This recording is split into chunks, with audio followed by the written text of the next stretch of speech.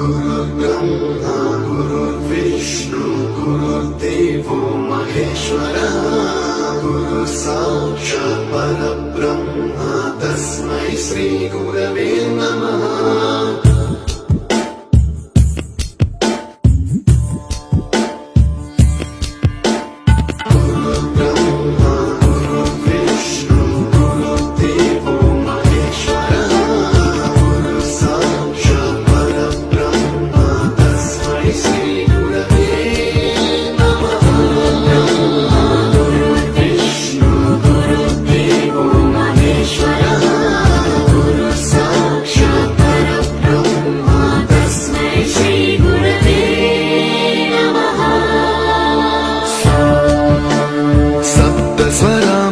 ज्ञान प्रदाय गुरवे नमः। ईश्वरनन्दित श्रुति तत्त्वाय गुरवे नमः। गमगधीभावरसलसिताय गुरवे नमः। मम विधिं रागनरहरिं तं सद्गुरुं नमः।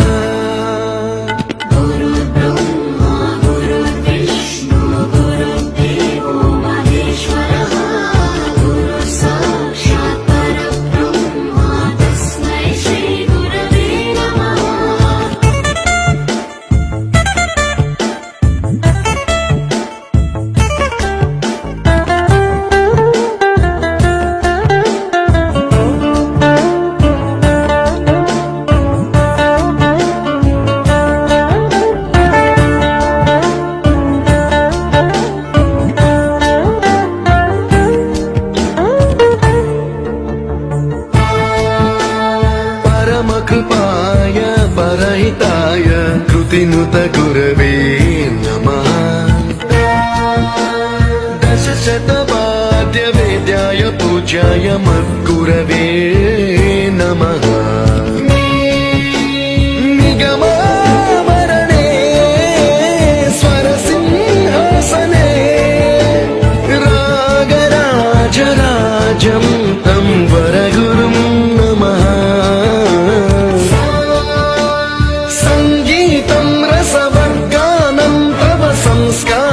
सततं देहि अनवरतं मे आशिषं कुरु स्वरदेवि प्रसादं देहि गुरो। गुरुर्ब्रह्मा गुरुर्विष्णु गुरुर्देवो महेश्वरः गुरु साक्षात् परब्रह्म तस्मै श्री गुरवे नमः।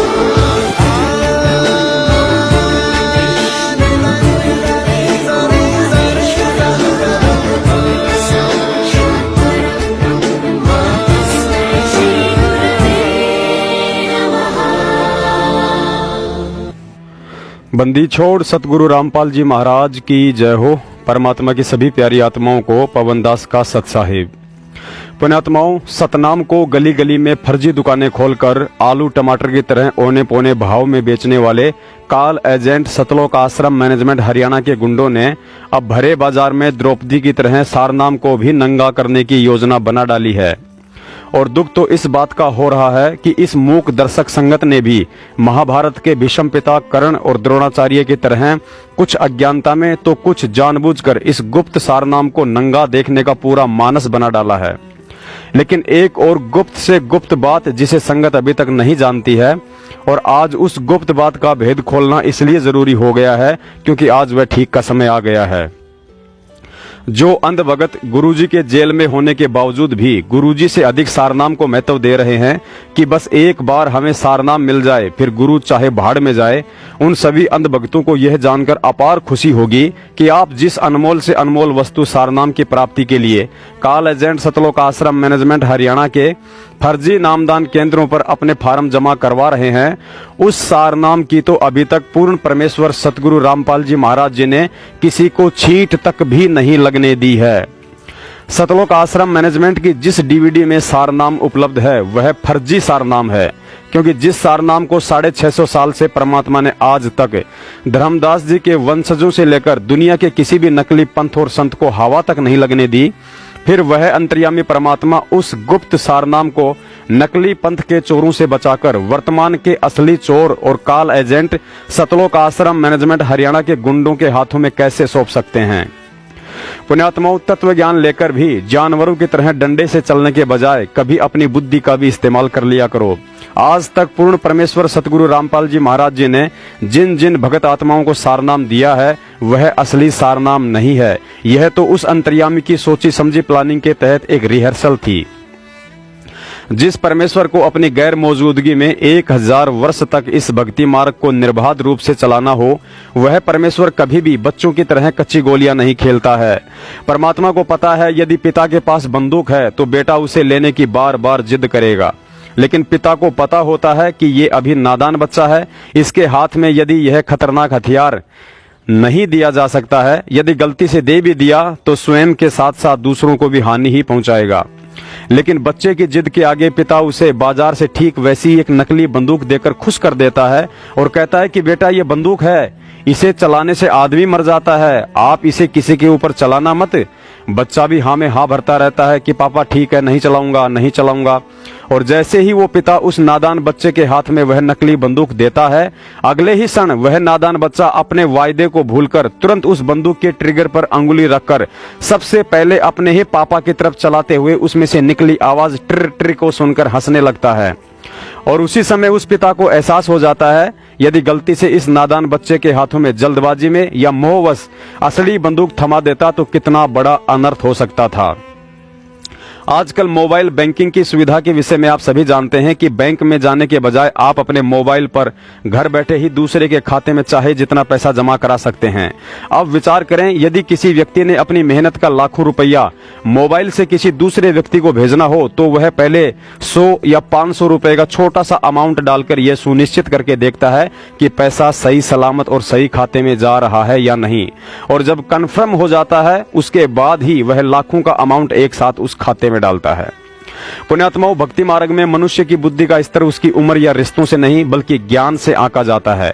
और अंतर्यामी सतगुरु रामपाल जी महाराज जी को अच्छे से पता था कि भगत के चोले में वर्षों का समय बिताने के बाद भी अभी तक इन बच्चों की आध्यात्मिक बुद्धि का कितना विकास हो पाया है।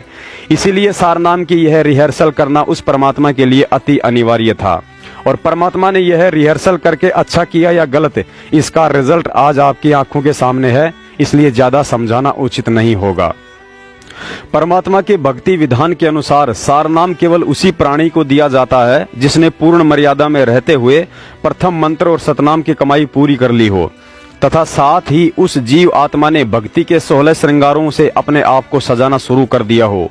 अर्थात उस भगत में शील, संतोष, विवेक, दया, अक्षमा भाव, भक्ति, विनम्रता, परोपकार, निश्चलता, निराभिमानता आदि गुणों को अपनाकर अपने आप को मिट्टी समझकर शरीर में आए हुए सतगुरु को पूर्ण परमेश्वर मानकर मन क्रम वचन से अपना तन मन धन उनके चरणों में समर्पित कर दिया हो। अन्यथा गुरुजी ने स्पष्ट कहा है कि चाहे कोई कितना ही प्यारा क्यों ना हो, उसे सारनाम नहीं दिया जाएगा, चाहे वह नाराज हो या खुश रहे। तो बेशक हम पहला मंत्र देते हैं, वही परंपरा है। उस मंत्र के बाद फिर देखते हैं कि इसमें कुछ आस्था बढ़ी है तो हम सांस का सुमन दे देते हैं, और भी ज्यादा वो परख की जाती है कि इसमें कितनी का आस्था बढ़ ली है। उसके बाद फिर उसको सार नाम दिया जाता है। आस्था के साथ उसकी कमाई देखी जाती है। कमाई का नारा पता लग जाए हमने कि इसमें कमाई है कि नहीं है, इतना बंदी छोड़ने शीशा दे रखा है तो उसको सारनाम दिया जाता है। उसको वैसे नहीं दे, हम चाहे कितना प्यारा हो, चाहे काली मानो, चाहे राजीरो हो, उसकी इच्छा। तो इसी प्रकार सतगुरु महाराज ने कहा कि नाम के बाद फिर शब्द दिया जाता है, सार शब्द। वो तो बहुत ही कति नो ताक है और परख के जमा घिस निकले है जीव की जब दी जाती है। पर बंदी छोड़ने बता देंगे कब ये अधिकारी हो चुका है। पुण्यात्माओं, सारनाम के विषय में गुरुजी ने बताया कि सारनाम देना तो एक तरह से परमात्मा ही देना है। गुरुजी कहते हैं जिसके अंतःकरण में एक बार परमात्मा का समावेश हो जाए उसके बाद उस सारनामी भगत को कितना मर्यादित और शुद्ध रहना अनिवार्य हो जाता है। अभी तक उन आत्माओं को भी इस बात का आंकलन नहीं है जिन्होंने बरसों पहले सतगुरु रामपाल जी महाराज जी से यह अनमोल सारनाम ले लिया है। परमात्मा कहते हैं भग भोगे भग उपजे भग से बचा न कोई, यहाँ भग का मतलब सीधे शब्दों में काम क्रिया से है। भग बोगे भग उपजे, और भग से बचा न कोई, जो कोई भग से बचा भगत कहावे सोई। पुण्यात्माओं, हम नादानों को इस भक्ति मार्ग पर लगाए रखने के लिए परमात्मा को बहुत कुछ सहन और हमें समझाने के लिए ढील देनी पड़ती है, वरना सतलोक प्राप्ति के इस भक्ति मार्ग में जिस दिन पति और पत्नी दोनों को नाम दीक्षा मिल जाती है, उसी दिन से वे दोनों के दोनों परमात्मा के शब्द के बेटा बेटी हो जाते हैं। अर्थात वे दोनों पति पत्नी एक पिता की संतान, अर्थात उसी दिन से भाई बहन का रिश्ता हो जाता है। लेकिन परमात्मा को पता है कि जब तक इन आत्माओं के अंदर इस ज्ञान से इन सब बातों को लेकर चिंतन मनन की शक्ति नहीं आ जाती है, तब तक इनसे कोई भी क्रिया जबरदस्ती नहीं छुड़वाई जा सकती है। लेकिन सारनाम तो वह मूल वस्तु है जिसकी प्राप्ति के बाद आप इंसान से देवता की श्रेणी में आ जाते हैं, और आपके लिए यह मर्यादा निभाना अति आवश्यक हो जाता है। अर्थात गुरु जांच परख कर केवल उसी आत्मा को सारनाम देता है जिसके अंदर सतनाम की कमाई से काम क्रिया का प्रभाव निष्क्रिय हो जाता है, क्योंकि सारनाम के बाद फिर उस आत्मा से सार शब्द की प्राप्ति करवाई जाती है, जो इन सभी विकारों से हटे बिना कतई संभव नहीं है। अतः जो भगत भाई बहन सतगुरु रामपाल जी महाराज जी से सारनाम लेकर अपने आप को दुर्वासा ऋषि की तरह तोप समझ बैठे हैं, वे इस सत्संग को सुनकर अपना आंकलन स्वयं ही कर लें कि अभी तक आप भक्ति के किस पायदान पर हैं, और यदि आपको असली सारनाम दे दिया जाता तो कितना अनर्थ कर डालते, आपकी समझ में भी नहीं आता। कहते हैं कबीर साहब के धर्मदास, जब राजा नजदीक आया तो मैंने एक सिद्धि दिखाई, जमीन से 1.25 हाथ ऊपर अपना आसन कर लिया। 1.25 हाथ ऊपर मैं जैसे जमीन पर नहीं हूं, 1.25 हाथ ऊपर बैठा हूं। राजा इस क्रिया को देख कर एकदम अचंभित हो जाता है, आकर के लंबी दंडौत प्रणाम करता है, फिर उनसे ज्ञान पूछता है। ज्ञान पूछ करके फिर हम उसको बताया, वो बहुत प्रभावी होता है। कहता है मुझे नाम दे दीजिए। कहने लगा भाई चलो कोई बात नहीं। घर चले जाते हैं, उनको उपदेश दे दिया, सारे परिवार ने नाम लिया। नाम लेकर के जब उसने 2-4 साल हो गए अपनी भक्ति करते हुए, एक दिन फिर बंदी छोड़ जाते हैं। बहुत कुछ बातें चली तो कहने लगा महाराज मेरी भक्ति अब बहुत होगी अगना बेटा, अभी तो शुरू भी नहीं हुई है। कि हैरान रह गया वीर सिंह कि महाराज 4 साल हो गया, आपने मेरे को नाम भी दे रखा, सार नाम भी दे रखा। बेटा नाम और सार नाम कोई और चीज है, आपको सार शब्द और बताना है। वो कहने लगा महाराज वो सार शब्द कैसा होता है कि नुबड़ का खेल को नहीं, कि यू ऐसे बताने का हो से। कहते हैं अति अधीन दीन हो प्राणी, जाको कहिए या अकथ कहानी। एक सार नाम, पहले सतनाम होता है, फिर सार नाम होता है, फिर सार शब्द होता है। जब तक सार शब्द गुरु से नहीं मिलेगा तब तक वो जीव भी मुक्त नहीं हो सकता। इतनी लंबी प्रक्रिया इस काल से छुटवाने की सतगुरु महाराज ने बताई, और हम इसको बच्चों का खेल समझ रहे हैं। पुण्यात्माओं, बंदी छोड़ सतगुरु रामपाल जी महाराज स्वयं पूर्ण परमेश्वर कबीर साहिब जी हैं, इसमें तो कोई संशय वाली बात है ही नहीं। लेकिन इस भक्ति मार्ग में काल भगवान को धोखे में रखते हुए उन्होंने अपने आप को परमात्मा का भेजा हुआ एक प्रतिनिधि भी बताया है, और कहा है कि मुझे परमात्मा ने आदेश दिया है कि गुप्त मंत्र अर्थात सारनाम केवल उसी आत्मा को देना है जो आपकी परीक्षा और मर्यादाओं में 100 के 100% खरे उतरे। यदि आपने जल्दबाजी में या बिना सोचे समझे किसी को यह गुप्त मंत्र दे दिया तो इसका कोई लाभ नहीं होना है। अब कहते हैं 2 कर जोड़ गुरु के आगे, करबो विनती चरना लागे, अति शीतल बोले सब बहना, मिटे सकल कपट के बहना। हे गुरु तुम हो दीन दयाला, मैं हूँ दीन करो प्रतिपाला। बंदी छोड़ मैं अति अनाथा, बहुत जल बूढ़त पकड़ो हाथा। अब कहते हैं गुरु जी के सामने ऐसे विनम्र हो बातें करे।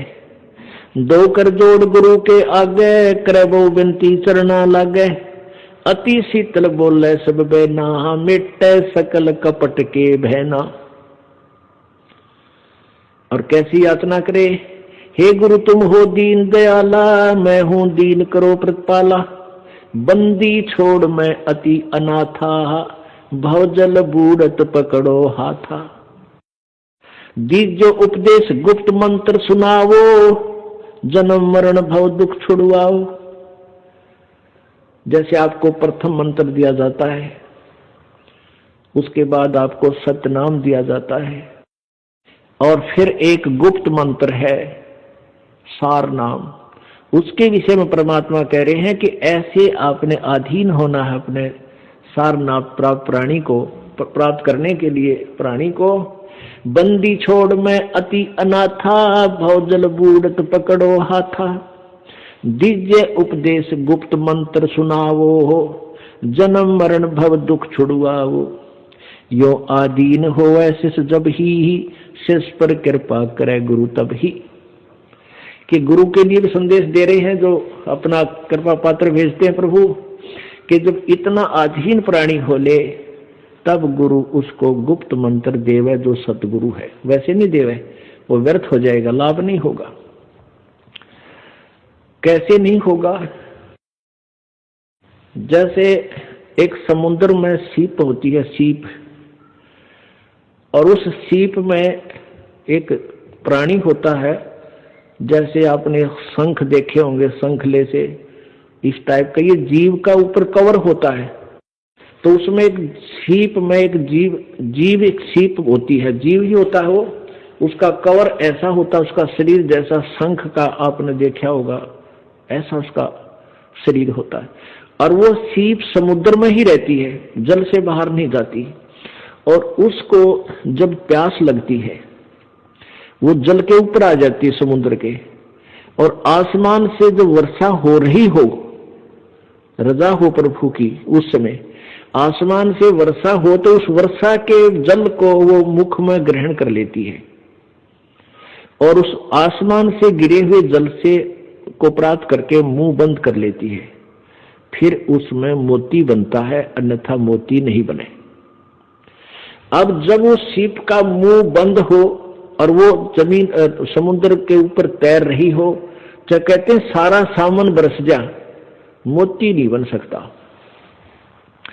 तो क्या कहते हैं परमात्मा कि जब आप में इतनी तड़प होगी तो आपके अंतःकरण रूपी सीप का मुंह खुल गया, और उस खुले मुंह में जब वो गुप्त मंत्र डाला जाएगा तो आप फिर वो उसमें मोक्ष रूपी मोती बन पाओगा।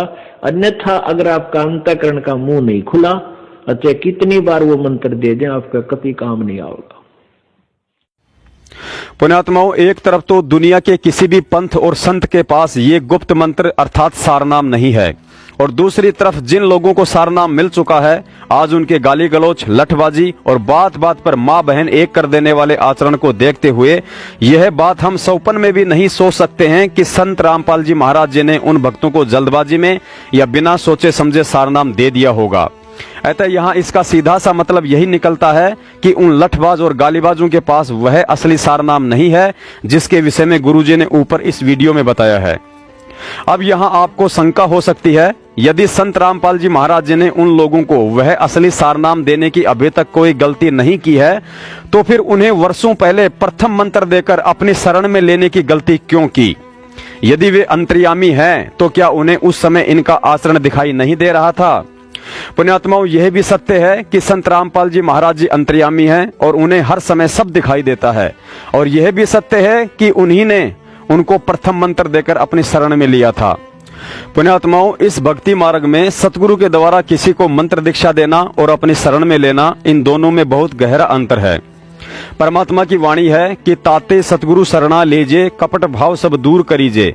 अर्थात नाम दीक्षा लेने के बाद भी यदि उस भगत ने अपने अंतर मन से गुरु के प्रति कपट भाव का त्याग नहीं किया, तो वह हाथ में रक्षा सूत्र और गले में लॉकेट लटकाने के बाद भी सतगुरु की शरण में नहीं माना जाता है, और वह कभी भी भक्ति को त्याग कर गुरु विमुख हो सकता है। गुरुजी बताते हैं कि पिछले 4 युगों में केवल उन्हीं कुछ गिनी चुनी आत्माओं को सारनाम देकर सतलोक भेजा गया है जिन्होंने सतगुरु को पूर्ण ब्रह्म परमेश्वर स्वीकार किया था। अन्यथा उन आत्माओं के अलावा आज 40 लाख वर्ष तक परमात्मा लाखों करोड़ों आत्माओं को भिन्न भिन्न रूप में आकर मिले और अपना ज्ञान दिया, लेकिन उन आत्माओं ने उस शरीर रूप में आए हुए परमात्मा को परमात्मा स्वीकार नहीं किया। और जब तक हम अपने गुरु को अपनी तरह एक सामान्य इंसान के रूप में देखते रहेंगे कि ये तो हमारा गुरुजी है, अपने गुरुजी से 2 बातें सीखकर आज हमको ज्ञान दे रहा है, तब तक हम लाख जन्म भी काल के फंद से नहीं छूट सकते हैं। इस बात को बड़ी गहनता से समझाने के लिए कि जब तक आप गुरु को गुरु ही मानते रहोगे तब तक आपका दाव नहीं लगने वाला है। गुरुजी ने एक अनमोल सत्संग के माध्यम से राजा बीर सिंह और चंद्रप्रभा का उदाहरण देकर हम पिछली पीढ़ी के मूर्खों को समझाने की बेजोड़ कोशिश की है।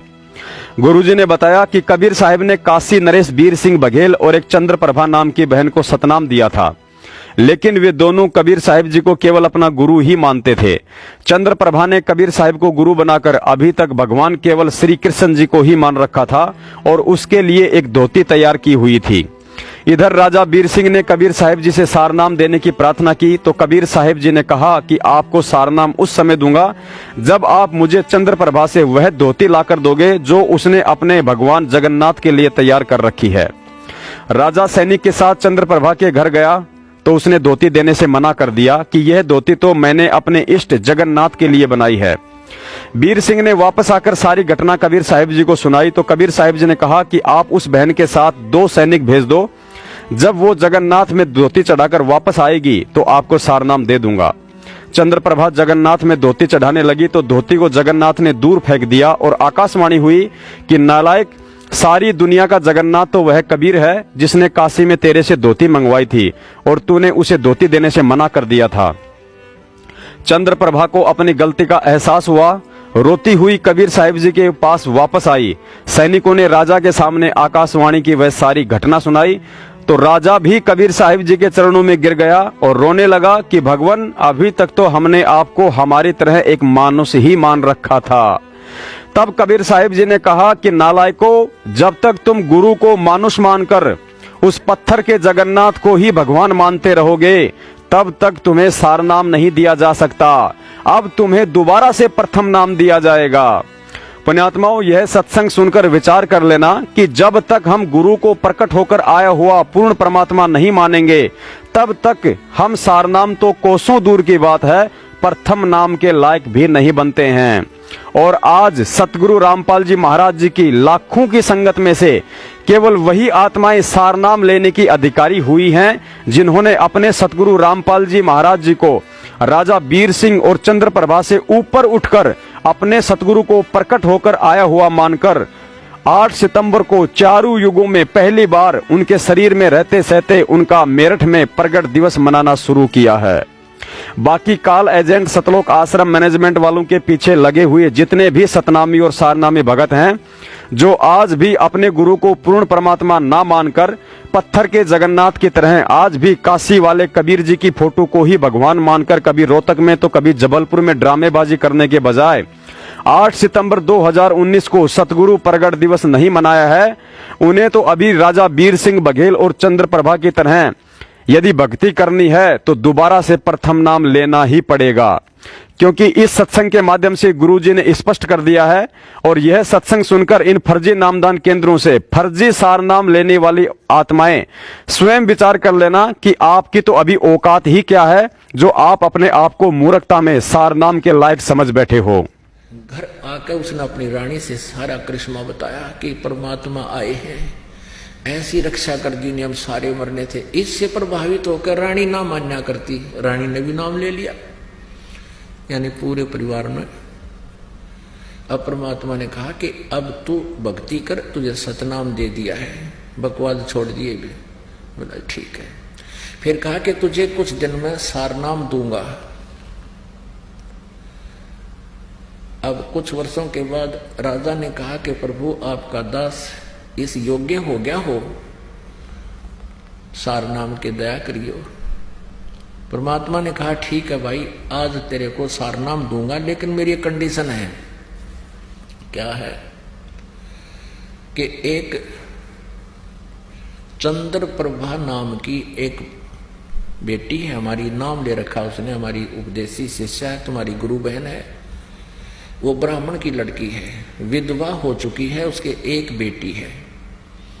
उसको वो भी जानता था, राजा भी जानता था उस बहन को कि अच्छा जी वो, हाँ, उसके पास एक धोती है, धोती साड़ी जिसको बोलते हैं, और मुझे चाहिए, आपको उपदेश दूंगा ना सारनाम, तो मुझे एक सफेद कपड़ा चाहिए, सूचा स्वच्छ,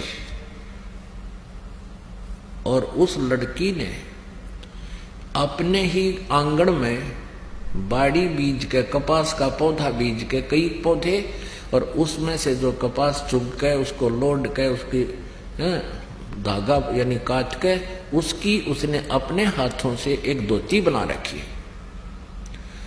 और वो धोती तू लाकर दे, बाजार से नहीं चलेगा कपड़ा, वो स्वच्छ कपड़ा है और धोती बना रखी है। और वो धोती तू लाकर दे, बाजार से नहीं चलेगा कपड़ा, वो स्वच्छ कपड़ा है और ये सारनाम देना है। ये तो एक लीला थी मालिक की, वैसे सारनाम में इसकी आवश्यकता नहीं थी। उनका भ्रम तोड़ना था, क्योंकि हम रीस तो कर लेते हैं, सारनाम मिला, मिल भी जाओ तो फिर वो खरे नहीं रहे तो वो फिर खत्म हो जाता है। इसलिए परमात्मा पहले पूरे तैयार करते हैं। और ठीक है, राजा ने कहा जवाब किया गया प्रभु। राजा ने अपने 2-3 नौकर भेजे सैनिक कि जाकर उस बहन से कहो कि राजा आ रहा है। परमात्मा ने कहा तुम स्वयं जाकर लाना। अच्छा है। अब उस लड़की ने सोचा राजा का मेरे घर पाने का कौन सा तात्पर्य, क्या उद्देश्य है। राजा लोग खैर में तो आते नहीं, कोई उपद्रव जरूर करेगा मेरे साथ में, जान की बात। फिर भी हिम्मत सी करके आना ही था उसने, तो उसके लिए एक अलग से बढ़िया कपड़ा बिछा करके आसन लगाया और दूध गर्म कर लिया। राजा जब पहुंचा उसको बैठने को प्रार्थना की, राजा बैठ गया। तब उस राजा ने कहा बहन मैं आज आपके पास एक विशेष वस्तु मांगन आया हूं, बहन तू नाटिए मत ना।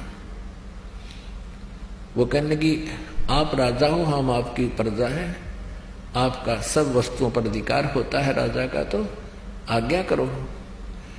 राजा बोला आज्ञा नहीं, मैं प्रार्थना करता हूं, मैंने उपदेश लेना सारनाम। राजा बोला आज्ञा नहीं, मैं प्रार्थना करता हूं, मैंने उपदेश लेना सारनाम। और गुरुजी ने एक कंडीशन रख दी है, उसमें कुछ सफेद कपड़ा चाहिए स्वच्छ। आपके पास गुरुदेव ने एक धोती बताई है, वो धोती जो तूने, तो लड़की ने कहा कि धोती तो मेरे पास बहुत है, दे दूंगी। नहीं, वो धोती दे मुझे जो आपने गंगा जल से लाकर के कपास के पौधों को सींचा है और फिर उसमें जो कपास उगी है उसको लोड कर काट के और उसका कपड़ा से धोती बनाई है, वह धोती मंगवाई है गुरुदेव ने। इसकी जो कीमत तू मांगेगी बहन मैं दे दूंगा। तो लड़की कहने लगी किसी कीमत पर भी इस धोती को मैं नहीं दे सकती, क्योंकि मैंने इसको अपने भगवान जगन्नाथ के लिए तैयार किया है। जगन्नाथ का मंदिर है उड़ीसा में, और वहां भगवान की मूर्ति पर चढ़ाकर आऊंगी इस धोती ने। इसमें एक एक तार मेरा भगवान के प्यार का जुड़ा हुआ है, ये मैं तुझे राजा किसी कीमत पर नहीं दे सकती, मुझे मजबूर ना करना। राजा ने कहा बहन सोच ले, मेरे जीवन का सौदा है, मुझे सारनाम नहीं मिला तो मेरा जीवन व्यर्थ हो जाएगा। तू 5 गांव ले ले मेरे तय, जो मुंह मांगे तुझे धन दे दूंगा, तू मुझे धोती दे दे। वो लड़की कहने लगी मैं इस धोती को आपको नहीं दे सकती, तेरे राज को त्याग सकती हूँ, फांसी दे मैं फांसी पर चढ़ सकती हूँ, जबरदस्ती छीन सकता है, मैं अपने भगवान की धोती नहीं दे सकती। उसने कहा गुरुदेव ने कहा, किसी ने कहा। वो लड़की कहती है नहीं, मैं अपने भगवान वाली वस्तु को नहीं दे सकती। अब राजा क्योंकि भगवान से डरने वाला था, मालिक का ज्ञान सुन रखा था ना, उसका 2 मारो जूतर उठा लेता था, ऐसे चलना नहीं था। तो वो जान गया अक भाई मेरे कर्म माड़े हैं, जब लड़की के जद पकड़गी, कर्महीन हूं मैं, ये सारनाम नहीं मिला तो मेरा जीवन व्यर्थ रहेगा। राजा वापस आ गया। राजा का चेहरा देखकर प्रभु ने कहा क्या रहा राजन। कबीर साहब ने कहा कि भगवान मेरा दुर्भाग्य है, मैं कर्महीन इंसान हूं, आज मेरे शुभ मार्ग में बाधा बन गई, उस बहन ने धोती दी नहीं। परमेश्वर ने कहा भी क्या कहा कि वो कहती है कि मैंने अपने भगवान जगन्नाथ के लिए इसकी तैयारी की है, और मैं उसको ही चढ़ाऊंगी। जगन्नाथ के मंदिर में जाऊंगी, नंगे पैरा जाऊंगी और भगवान का चढ़ा के आऊंगी। मैं नहीं दे सकती। मैंने सारे प्रयत्न कर लिए, उसको सब लालच भी दे दिया, हाथ भी जोड़ दिए, पर वह बहन मानी नहीं। गुरुदेव मेरा दुर्भाग्य है। परमात्मा बोले भी चलो मैं अपनी कंडीशन लूज करता हूं, अपनी शर्त को मैं ढीला करता हूं। तो ऐसे कर, ये बहन जगन्नाथ में जो तेरी गुरु बहन है, जगन्नाथ के मंदिर में या धोती चढ़ा कर आवेगी, अर्पण करेगी, तू उसकी मदद कर दे, रास्ते में उसको कोई बाधा ना करे और उस धोती को वे ठीक ठाक चढ़ा कर वापस आ जाएगी। इसको कोई दुख ना होया तो मैं तुझे सार नाम दे दूंगा, फिर मैंने कपड़े की जरूरत को जा। राजा ने राहत की सांस ली, एक नई किरण दिखाई दी प्रकाश की। ने बोला जो आज्ञा महाराज। उसी समय राजा ने 2-3 नौकर समझदार से भेजे और बहन से कहो कब जाएगी वो पूछो उससे और उसकी मदद करो। उसको उसके लिए एक रथ जोड़ ले जाओ, बैठा कर ले जाना, खाने पीने की व्यवस्था करना, बहन को कोई दुख ना हो। अब राजा की आज्ञा लेकर के सिपाही पहुंचे कि बहन, राजा ने कहा कि आप कब जाओगी जगन्नाथ के ये धोती अर्पण करने।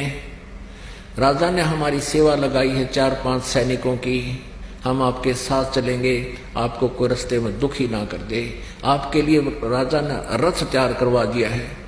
वह बहन कहने लगी मैं, उसने तो ये सोचा था कि राजा घर पर जाकर सोचा करे और फिर मेरे साथ कोई उपद्रव पैदा करेगा। वह डर रही थी, सैनिक वापस आए तो घबरा रही थी कि हो गया काम गड़बड़, होने दो जो होगा। ये सोच लिया था, भगवान के लिए देश निकाला भी अच्छा। अपने आत्माओं ये देखना है आपने, इसका निष्कर्ष क्या निकलेगा इस स्टोरी का। ये केवल कथाएं नहीं है, ये हमारे लिए बहुत काम की वस्तु है। अब जब ये बात सुनी उस बहन ने, वह गदगद होगी, शुक्र मनाया जगन्नाथ भगवान का। हे जगन्नाथ भगवान, आपने मेरी इज्जत रख दी, राजा का मन बदल दिया। इन्होंने पता कौन सा जगन्नाथ बदलना लग रहा है इसके मन को, इतनी बुद्धि कमजोर थी मारी।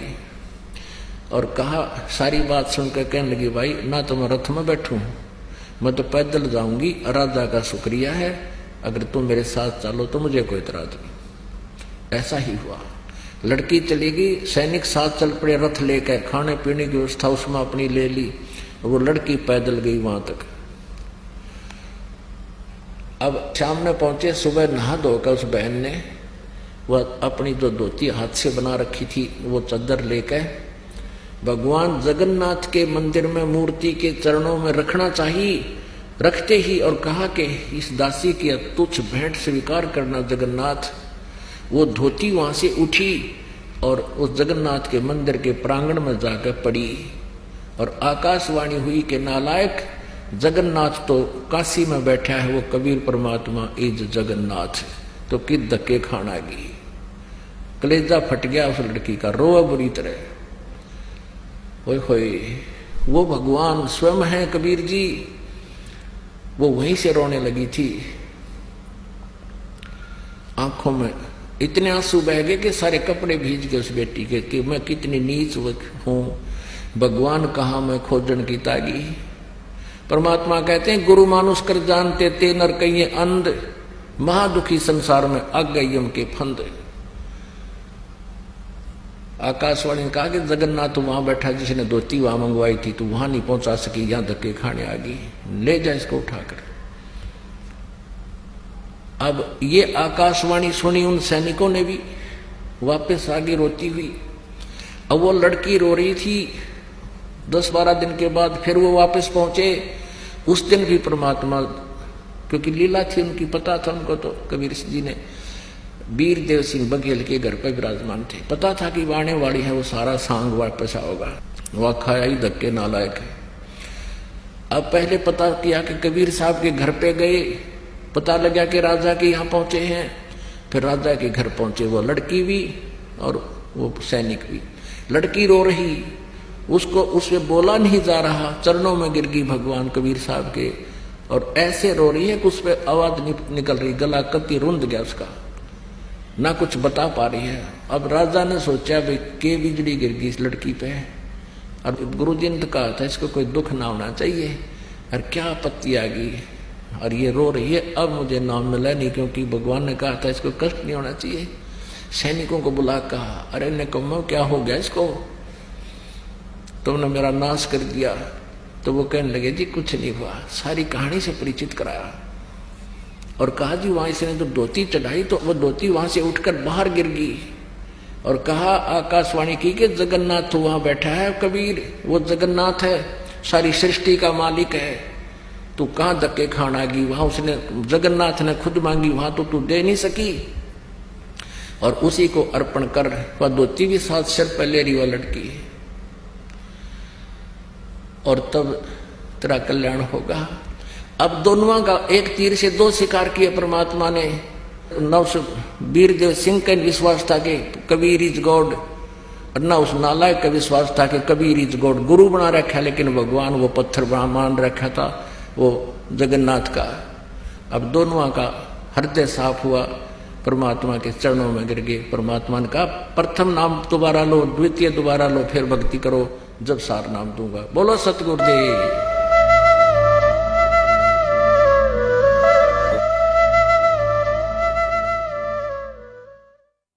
पुण्यात्माओं, गुरुजी ने पवित्र गीता जी से हमें पढ़ाया कि ओम तत्सत इति निर्देशे ब्रह्मणे त्रिविध समर्थ ये लोक त्रियम अवश्य विभर्ति अवय ईश्वर है। इस ओम तत्सत में से गुरुजी ने ओम अर्थात ब्रह्म का भेद और उसका मंत्र खोलकर बता दिया है, तत् अर्थात परब्रह्म का भेद और उसका मंत्र भी खोलकर बता दिया है, सत अर्थात पूर्ण ब्रह्म का भेद भी खोलकर बता दिया है। लेकिन पूर्ण ब्रह्म अर्थात सार नाम का मंत्र अभी तक किसी भी ग्रंथ में या संकेत में भी खोलकर नहीं बताया है, और ना ही आज तक यह अति गुप्त से गुप्त मंत्र सार नाम गुरुजी ने किसी को दिया है, क्योंकि इस गुप्त मंत्र की अधिकारी वही आत्मा होती है जो शरीर में आए हुए वक्त गुरु को प्रकट होकर आया हुआ पूर्ण परमात्मा स्वीकार कर लेती है। लेकिन अफसोस, सतलोक आश्रम मैनेजमेंट, उसकी ठग सेना और उसके पीछे लगी हुई अंध संगत में से कोई भी आज की तारीख में यह बात स्वीकार करने को तैयार नहीं है कि सतगुरु रामपाल जी महाराज जी 8 सितंबर 1951 में प्रकट होकर आए हैं। ये लोग गुरुजी को मात्र कबीर साहिब जी का प्रतिनिधि ही समझते हैं। पुण्यात्माओं, चारों युगों का इतिहास गवाह है, परमात्मा ने सतयुग से लेकर कलयुग तक जिन जिन आत्माओं को सारनाम दिया था उनसे पहले ही वचन भरवा लिए थे कि आप यह मंत्र किसी अन्य को ना बताना। उन आत्माओं ने सार नाम को अपने प्राणों से प्रिय समझा और किसी को इसकी छींट भी नहीं लगने दी। धर्मदास जी में सार नाम लेने के बाद भी कुछ कच्चापन आ गया था। उसी समय परमात्मा ने उसे जगन्नाथपुरी में जीवित ही समाधि दे डाली, लेकिन इस सार नाम की किसी को भनक भी नहीं लगने दी।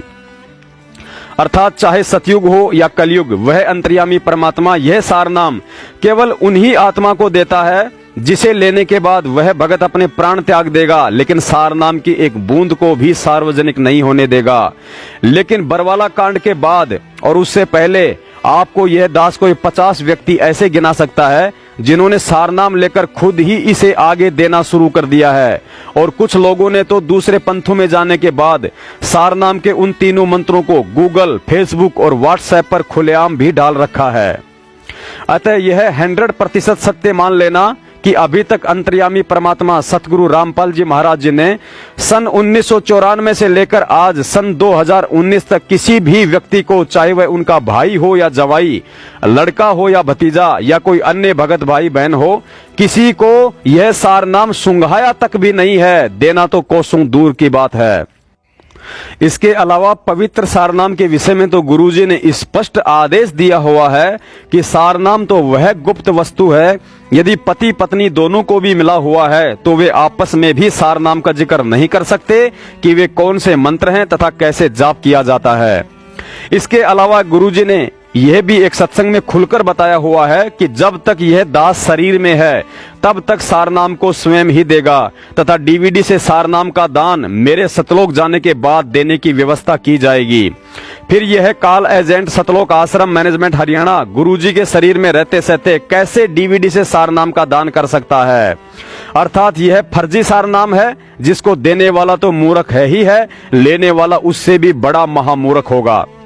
इसके अलावा आप किसी भी सारनाम प्राप्त भगत से पूछ सकते हैं, वह भी आपको यही बताएगा कि गुरुजी ने मुझे सारनाम डीवीडी से नहीं बल्कि अपने मुख से ही दिया था और शुद्ध भी स्वयं ही करवाया करते थे। सुनिए गुरुजी का सत्संग, जिसमें साफ साफ कहा है कि डीवीडी से सारनाम देने की व्यवस्था इस दास के सतलोक जाने के बाद की जाएगी। अब भक्ति तो ये दास कराएगा आपको भगवान की दी हुई। जो सौभाग्यशाली और अच्छी तरह ज्ञान को समझेंगे वो तो सतलोक चले जाएंगे। ये दिक्कत आओगी लास्ट के दिनों में, यानी हजारों वर्ष ये ज्ञान चलेगा, हजारों वर्ष ये साइंस की ये विद्या चलेगी, जो ये टीवी है और ये चिप है, मोबाइल है, इनके माध्यम से ये ज्ञान दिया जाएगा। दास तो चला जाएगा सतलोक, ये 5 तत्वों का शरीर छोड़कर, लेकिन ये इलेक्ट्रॉनिक शरीर रहेगा अभी दास का, ये नूरी शरीर रहेगा। टीवी पर चला करेगा, नाम दिया करेंगे, नाम चलेगा। ऐसे तो फिर सारनाम भी टीवी सीडी से दिया जाएगा। दास के जाने के बाद व्यवस्था की जाएगी।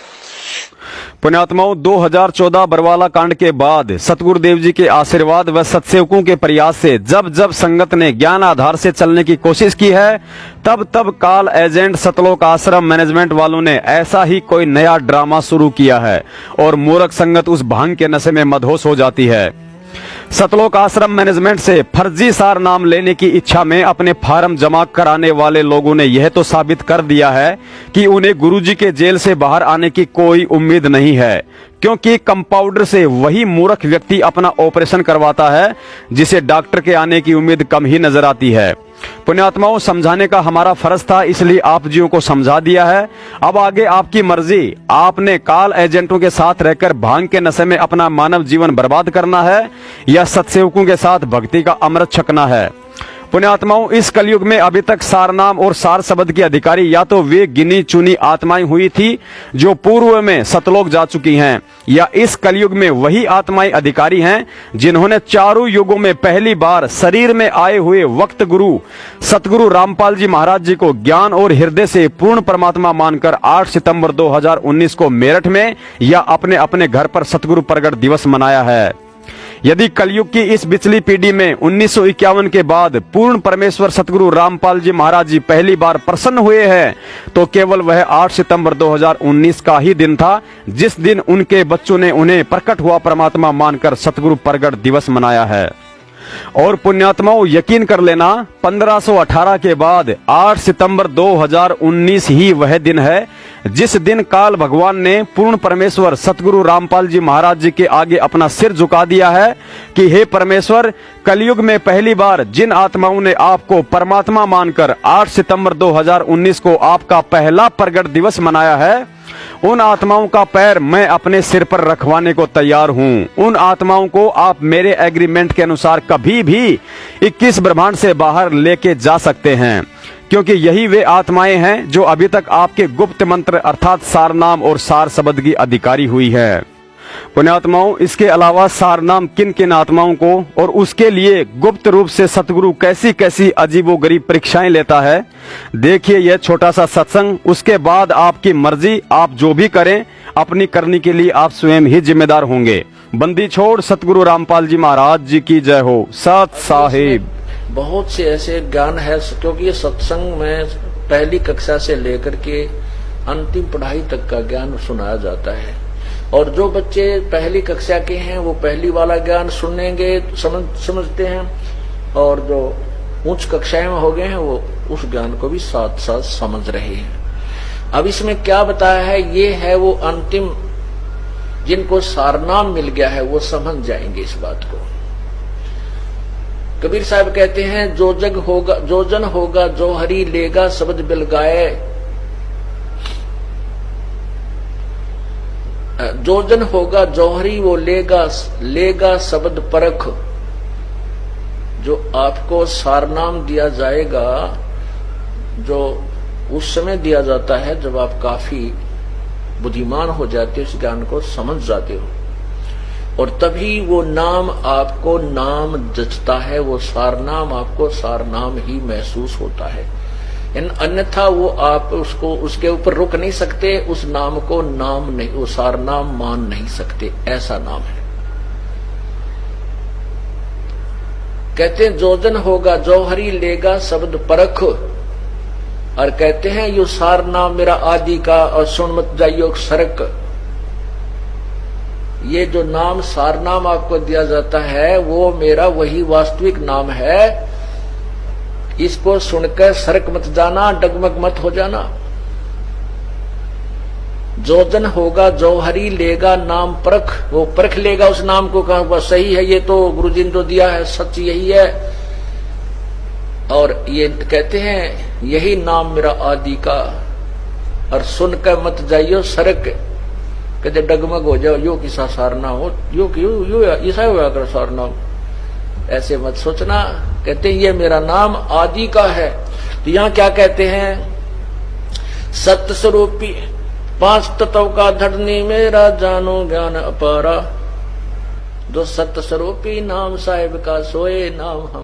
जैसे अब तीसरा नाम लेने की होड़ सी लगी थी, सार नाम लेने की, सार शब्द लेने के लिए हमने बार बार प्रार्थना आ रही थी कि हमें सार नाम दो जी, सार नाम दो जी, तीसरा नाम दे दो जी। अच्छा भाई, अभी जेल से आए हैं, अभी थोड़ा सा अपनी व्यवस्था में बनाने में थोड़ा टाइम लगे, हमने 2-3 महीने लगे, और आपको सार नाम देंगे, अवश्य देंगे, क्योंकि ये तो आपके लिए सारा साजबाज जोड़ रखा है।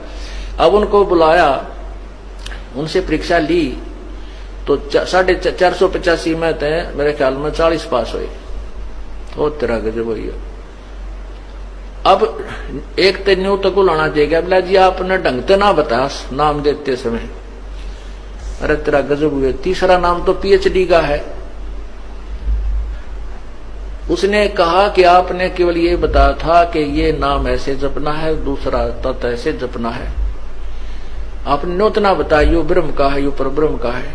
वह बोला ये सत्संग करते समय मैं बता कौन से राग नहीं गाया करता, यही तो बताता हूं, तुम्हारे को ये देखना था तुम्हारी बुद्धि कहाँ काम करती है। वो तेरा गजब हो। और फिर मन ने उलाना देने, आपने ढंग से ना बताया है, यह भी उलाना उठूंगा भाई। आए सत्संग में बताता हूं, हर बार कहता हूं कि तत्व यो ब्रह्म ओम ब्रह्म का जाप है, और तत्व जो दूसरा मंत्र ये पर ब्रह्म का जाप है, और तीसरा पूर्ण ब्रह्म का जाप है।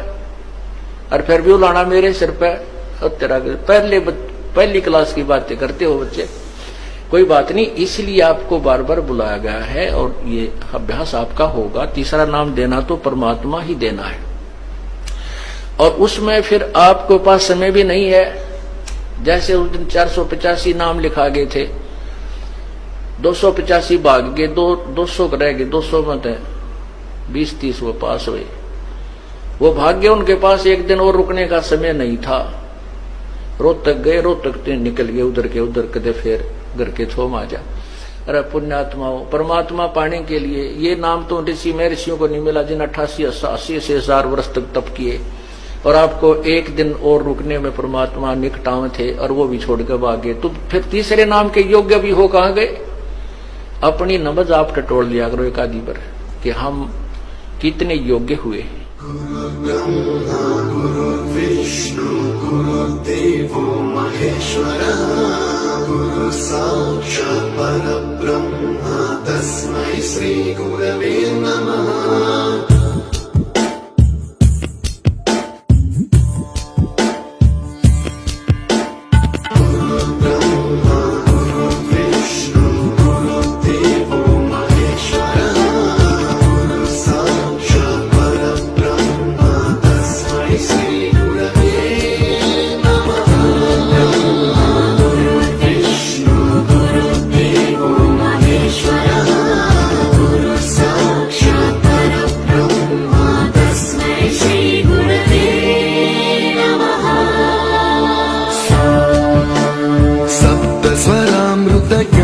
प्रदाय गुरवे नमः।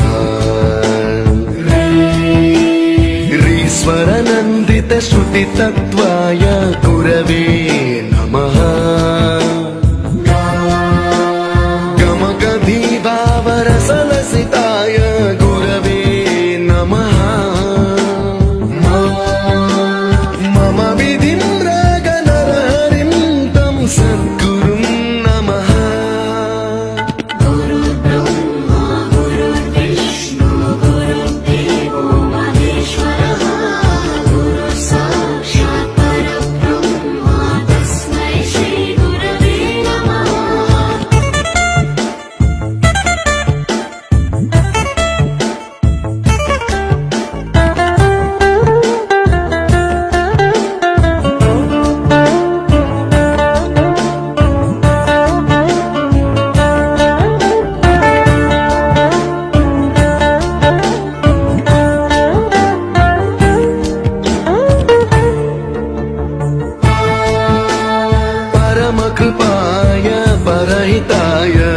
स्तुतिनुत गुरवे नमः दशशतवाद्य वेद्याय पूज्याय मद्गुरवे नमः निगमावरणे स्वरसिंहासने रागराजराजं तं वरगुरुं नमः संगीतं रसवर्गानं तव संस्कारं सततं देहि अनवरतं मे आशिषं कुरु स्वरदेवि प्रसाद